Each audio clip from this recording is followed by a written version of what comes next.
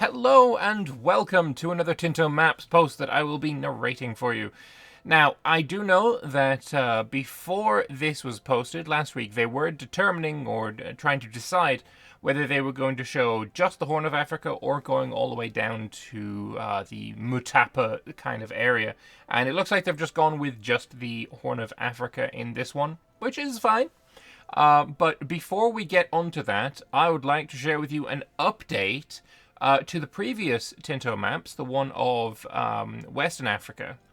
Because with the addition of Wednesday's Tinto talks about the unsettled peoples, the landless tags, we actually have an update for some landless tags in Western Africa. So, an update to after the Tinto talks with the current society of pops existing in Western Africa. So we have the Tuareg people, the Sao people, Bilala, Bagwirimi, I'm sorry, and the Zagawa people. I was expecting them to be some along here. Obviously we've got Mali there, so not there, but this area was all kind of empty, and it looks like it's going to remain empty, which is certainly interesting. But I will say it's very far from final, so we do not know if this is going to be updated or not. Potentially it will be. I'd say that the countries are only perfectly fitting around the Lake Chad area. So this here, Lake Chad, sure. But now the places that aren't, maybe we'll get updates. There'll be tons of tag changes when we review the Tinto maps. As you might have noticed, there are plenty of tags that would fit into different categories, which are not fitting now.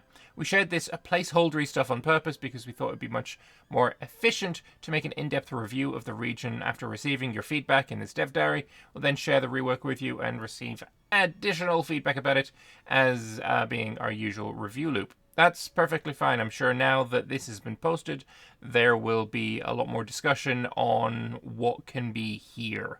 I have no idea. Unfortunately, I am ignorant of what should or could be here, so I will leave that to the people who do know more. But let us move on to the Horn of Africa. After a short break, we're here back to the duty of sharing more maps. Today the region we'll look at is the Horn of Africa. So let's take a look at it without further ado. Also, just where is the cryptic game that is maybe known as Project Caesar, super top secretness? I missed that. Either way, here we have the countries around Nubia, Ethiopia, and Somalia. The first ones are organized around the ancient kingdoms of Makuria and Alodia, which control the Upper Nile region. Upper Nile, remember, is southern part of the Nile because it's upriver, you know. In the second area, the Empire of Ethiopia stands as the main power with some smaller countries around it. Finally, the two Islamic sultanates of Ifat and Ajuran stand as the main powers in the Horn and Somalia. Finally, around the African Great Lakes, there is a country that can be considered a settled one, Kitara. Right here, I guess there's going to be a lot of unsettled landless tags around it because this area did have quite a lot of countries in EU4, so I don't think we probably should slide backwards on that one. As for dynasties, we have the Solomon dynasty in Ethiopia. Cool, love to see that. Walashma in both what are these, Ifat and Ajuran. Omdurman, Massas, the Abdallah Khans el Dawla. Cool.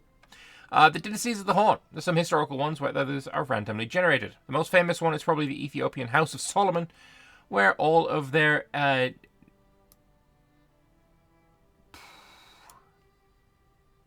Negus? No idea what that is. Never heard of it. Fair enough. The Walshma ruler over both Ifat and Ajuran, and we have some others, such as the Medri of Medjugorje, the Umar of Mogadishu, the Banu Khans of Makuria, or the Baranzi of Qatar. Was this map made... like Mogadishu... oh, Mogadishu's right there, isn't it? Yeah, okay. I thought the map went a bit further down. I thought Mogadishu was a bit further south, but it isn't. I think that's the one right there. The Societies of Pops. Here we go. This is the new stuff. A new map has popped up. Here you can see the countries that we consider as Societies of Pops. They were presented in the last Tinto talks. We have the famous Oromo people in the lands between Ethiopia, Ifat, and Asharan, the Kunama, Gumus, and Berta in the lands between Ethiopia and Alodia, and the Zagwa in the north of Wadai. There's a few more to the west, but I'll share that in a picture of Western Africa instead. We went and already looked at that, as it's more appropriate there. There are more stateless societies of this kind that we would like to add in the future, if it's possible, due to our schedule. The kind of link between the Horn of Africa and the West Africa region. In EU4, there was an event that would add... there was a tag that popped up, and I forget its name. I believe it began with a K. Somebody can tell me in the comments, and it probably won't be beginning with K. But either way, there was a tag that popped up there that I think probably could also be a stateless society. That might work. And it depends on what the goal of a stateless society will be. Is its goal to remain a stateless society, or is its goal to become a landed society? And then, because I know they can be landed societies. We were told that in the previous Tinto talks with the Kven people, for example. But like, what kind of timescale are we looking at on? And what are the steps, what are the hoops they need to jump through to become landed? Whether that appears at around the same time, so instead of having just an event for these tags to pop into existence, whether they will pop into existence, if you're just looking at political map mode, around the right time scale, could be interesting. As for locations, we have a lot of them. The density here is really quite nice, especially in Arabia. Holy, that's really nice to look at. Definitely around Ethiopia, there's a lot more density than outside of it. They are definitely going to be the power in the region, 100%. But it is looking pretty nice, especially around the Great Lakes as well. Lake Victoria here has got quite a bit of granularity around it. I like that a lot. Locations, you might notice the density is quite unequal. Unfortunately, the archaeological findings for the period are scarce, especially out of the most known areas, and a lack of urbanization in most of the territory has made finding of proper non-anachronistic settlements quite a challenge. Keep this in mind when making suggestions. It has been that dramatic in some areas that we've had to use names of tribes and rivers, a bit contradicting our own rules, but the areas had to be represented as they were active parts in the development of the region. I feel like that's fine. One big thing. A big chunk of the Arabian Peninsula can be seen in today's Tinto maps, but don't talk about it. Reserve the feedback for its future dev diary, where we'll show all the peninsula. Apart from that, you can see more detailed maps if you click on the spoil button as usual, and we will do so. So here we have the northern area with the corridors and all of that. Very cool. We have a little bit more in the south. And then we have a little bit more on the coastline. Very cool. I think that is just 3. Oh no, we had one more that I missed. Sorry. And then we have this one here, a bit further in the south. Yeah, I quite like the density going on here. This is pretty nice, and the coastlines as well. I feel like they're done a little bit better than in the West African map. This looks cool. Moving on to provinces, this is what we're expecting for the province map mode. Again, there's a lot more density in the Ethiopia area than outside of it, but that kind of does make sense, so I'm not going to complain about it. As for areas, it's looking pretty good as well. Northern, central, and eastern Ethiopia, northern, inner, and southern Somalia, Equatoria, looking alright. Rift Valley, that's cool. As for the terrain map mode, lots of tropical, lots of arid. There's a little bit of oceanic in there as well. A little bit of continental down in the south. Moving on to the topography, we've got grasslands, no, vegetation, sorry. Grasslands, woods, sparse, tiny bit of forest. And then the topography, mountains and plateaus in the Ethiopia region as expected, and then lots of flatland in the Somali area. That's cool. A little bit of wetland there, but that looks pretty much what I expected. This is very, very mountainous, very hilly. I'm expecting quite a bit of gold as well, actually, and when we go onto the goods map mode, because that is what you expected when you played in Ethiopia. The terrain types of the region are quite interesting and diverse. It's marked by the Rift Valley, which creates different biomes, such as the Ethiopian Highlands and Plateau, or the African Great Lakes. It also marks a divide between arid, tropical, and oceanic climates. The vegetation of the region also ranges from desertic and sparse to jungle forests. And one more note, you may also note that marshes has been renamed to wetlands, as you could put some work into that suggestion last week. Also, I actually did not notice that, but yes. I'm pretty sure I showed that on one of the videos where somebody is saying about renaming marshes to wetlands. There was a whole post about it. It was very, very in-depth. And yeah, they've got their will, and that's awesome. That is a great change. Onto natural harbours as well. There's not a whole lot of natural harbours, it looks like, in the Horn of Africa. You got a few, though. Definitely the ones here are the more famous ones. This is definitely what... I forget what the name of the place is called, but... yeah, this is definitely where I would have expected to find a good harbour. And then further down south, we've got a couple as well. Looking good. Culture-wise, yeah, Ethiopia might be the main power in the region, but it is also the one with the most records and note-keeping in the region. So we know more about it, and therefore they're the ones with the most diversity. That makes sense. Another interesting map this week, you may notice that the lands of Ethiopia have a very mixed cultural situation.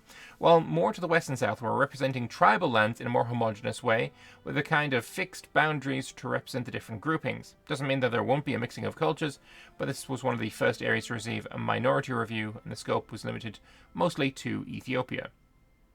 Maybe that will change in the future to see a little bit more blending around the borders. But otherwise, I think definitely Ethiopia looks really, really good there. Religion map mode. We have Miaphysites, we have Sunni, and we have Animism. That is expected. Another interesting map. Miaphysite and Sunni are the more widespread religions in the region, while not all areas have their mixed populations, such as Nubia, as you might notice. They eventually will, as we will cover more of the map in our sprints. Animism is completely placeholder as usual, and you might see some pockets here and there. If you have specific suggestions, please do them. You may also notice a purple minority inside Ethiopia. That is representing the Beta Israel Judaism in the province of Semien, of course. Naturally, that is one of the main ways that people play Ethiopia is to flip to a Jewish, and then you can form... you form Semien, I think, is... No, you form... I forget what the interim tag that you form is, but it's actually a pretty powerful religion in EU4. I wonder what it will be like in EU5, but certainly it looks like there you will have the possibility of forming it. Anyway, on to raw materials. Yeah, and as expected, there's a lot. I can see immediately there is so much gold.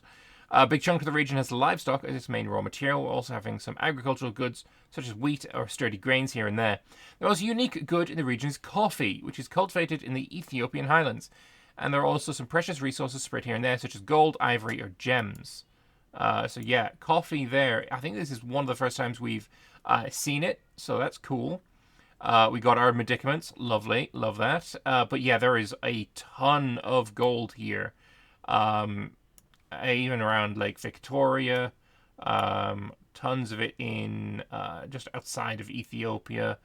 I think this is going to be something that, if you're not playing here, you're going to want to control either trade-wise or through direct conquest, if you can. Just purely for the amount of gold, the coffee's probably going to be very helpful for you as well. It's bits of ivory here, love that. And dates as well. That is another one of the goods that was not too common in Europe. Onto the markets. We have the Axum market, the Mogadishu market. Adan is spreading in here as well, and then going up there's the Mecca market as well. Main markets of the region are Axum and Mogadishu, with Aden being the main one controlling the access to the Red Sea. There are some weird calculations going on in the Somalian inner lands that are already reported. We'll have a look why that's happening. Yeah, I don't know. Maybe something to do with terrain. Population-wise, we have some populations here. 1.28 million for, who do this be again? Daju. Sorry, not Daju, sorry. Alodia.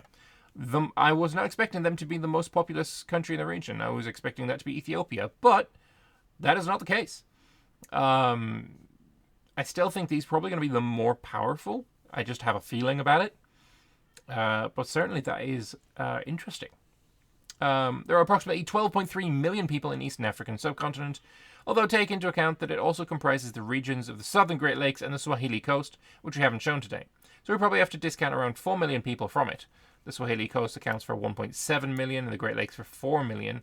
Although that region is divided between today's and next week's Tinto maps for a total of around 8 million. Cool. Good to know what we're getting next week. Let's have a look at the more detailed population maps as well, see if we can pick out anything interesting. 101,000, 104,000. Okay, I found the interesting things. These are insane numbers there. That 97, 92. The population of this region is high. It is very high indeed. Looking more into Ethiopia, it's a little bit more spread out than up there in the north. But even looking into the uncolonized, the unsettled, the regions without, stateless societies areas, 107,000 living there is quite a bit as well. I think that is one of, there's no one living there. That's like here-ish. I'd say there's no one living there. There's 107,000 people living there, but there's no playable tags there.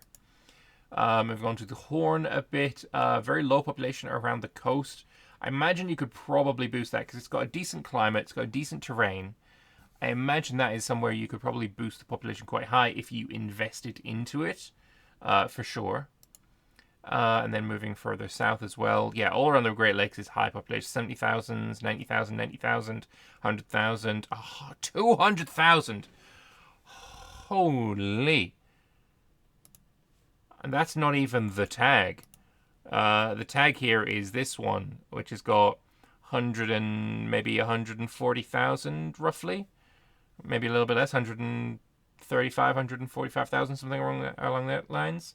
But that is certainly a high populations there. You can see there, 140,000. I was right the first time. But yeah, that is today's Tinto maps. Next week it'll cover Eastern, Central, and Southern Africa. That is going to be an meaty, very, very meaty Tinto maps. So yeah, what do you guys think? I am a little bit... I thought there was going to be more stateless societies, if I'm being honest. I thought that was a little bit more sparse than I was expecting. Of course, it could be that there is going to be a lot of updates to it, a lot more added in a review pass. I would like to see that. I would like to see a lot of places more filled out. But other than that, I think it looks like it's going to be a decent region to play. I think playing the Solomon Ethiopian Empire is going to be probably the main tag I play in the region. But I do think there's going to be quite a lot of stuff going on there, especially with trade being a lot more realistic than the kind of terrible trading system that there was in EU4. You're going to be able to really boost your wealth and trade really well if you manage to own all this area. Especially, trading coffee to Europeans is probably going to net you quite a heavy profit. The amount of gold there is going to be quite exceptional as well. But yeah, I'm interested in this region. I hope you guys are too. Let me know your thoughts in the comment section below. And I will see you guys in the next video. I'm going to be making one tomorrow based on the feedback to Wednesday's Tinto Talks, which there's going to be quite a lot of that as per usual. So I hope to see you then. Bye-bye.